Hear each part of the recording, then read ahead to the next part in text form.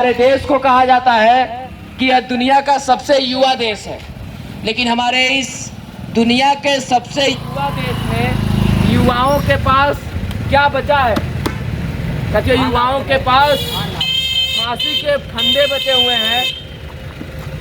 एक एक साल में 300 से ज़्यादा छात्र नौजवान केवल इलाहाबाद जैसे छोटे से शहर में आत्महत्या करने के लिए मजबूर हैं, क्योंकि हमारे देश की सत्ता में बैठी हुई मोदी सरकार जिसने कहा था सबका साथ और सबका विकास, साथियों सबका साथ और सबका विकास इस रूप में कर रही है कि सारे के सारे पर्चे को लीक करवा रही है।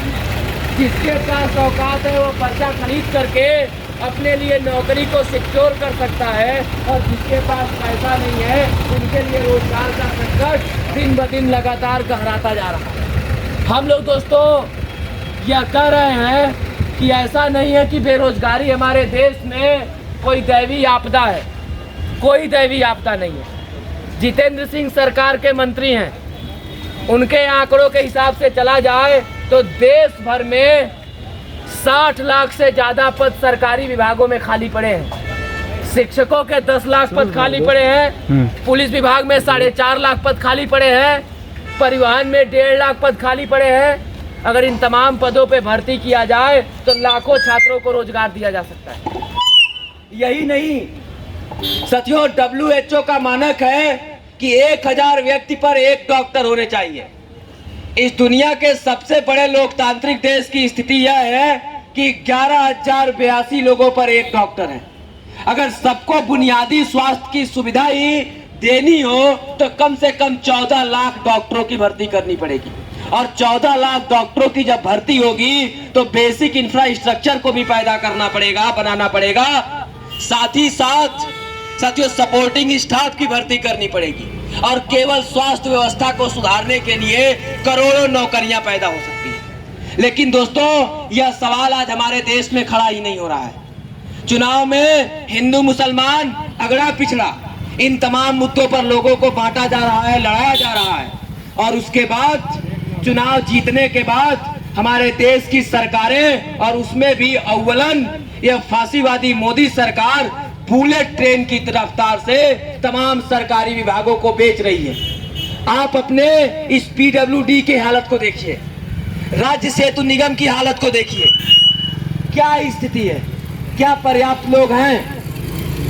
काम का बोझ इतना बढ़ चुका है कि हमारे जानने में इसी राज्य सेतु निगम में और PWD में 10-12 कर्मचारी ऐसे हैं जो शाम को 7 बजे 8 बजे तक घर जाते हैं। जब ऑडिट का समय आता है तो पागलों के जैसे काम करते हैं। यह पूरी व्यवस्था उनको साथियों कोल्हू के बैल में बैल बना दी है और उनको पीस रही है, पेर रही है। हम लोग साथियों कह रहे हैं कि इन पदों पे भर्ती किया जाए तो छात्रों नौजवानों को बड़ी संख्या में रोजगार दिया जा सकता है, लेकिन इन सवालों को गायब कर दिया गया है। भविष्य का की अनिश्चितता जो लगातार छात्रों नौजवानों के सामने खड़ी हो रही है, इसका फायदा तमाम पार्टियों के नेता मंत्री, शिक्षा माफिया और नौकरशाह उठा रहे हैं। अपने पहुंच पकड़ का इस्तेमाल करके पर्चा लीक करवा रहे हैं, करोड़ों रुपए कमा रहे हैं और छात्रों नौजवानों के भविष्य की सौदागरी कर रहे हैं, और जिसकी कीमत इस रूप में हमारा पूरा समाज चुका रहा है कि साथियों केवल इलाहाबाद में 2022 में 300 से ज्यादा छात्रों ने आत्महत्या किया था। और केवल उस समय की बात छोड़ दीजिए, अभी 18 फरवरी को पुलिस का पर्चा लीक हुआ, उसके बाद से 15 छात्रों ने। हम लोग इसीलिए इन मांगों को लेकर के लोगों के बीच में जा रहे हैं कि पर्चा लीक के खिलाफ सख्त कानून बनना चाहिए और निजीकरण उदारीकरण की नीतियों को वापस लिया जाना चाहिए। पुरानी पेंशन बहाल होनी चाहिए, नई पेंशन स्कीम पर रोक लगनी चाहिए। इन मांगों को लेकर के हम लोगों के बीच में जा रहे हैं। पर्चे आप लोगों के पास लेकर के आए हैं, पर्चे हमसे लीजिए, नंबर है, नंबरों पे संपर्क करिए। आप लोग इस अभियान का हिस्सा बनिए। 2 मिनट रुक जाइए भाई, इस पूरे कैंपेन से आप लोग भी जुड़िए। आप लोग जरूर संपर्क करिए। हम लोग काफी देर से यह अभियान चला रहे हैं, घंटे 2 घंटे से हम लोग लगातार रैली निकाल रहे हैं। ADM फर्स्ट को हम लोगों ने ज्ञापन भी दिया है। अब हम लोग अपने कार्यक्रम को यहीं पे समाप्त करेंगे।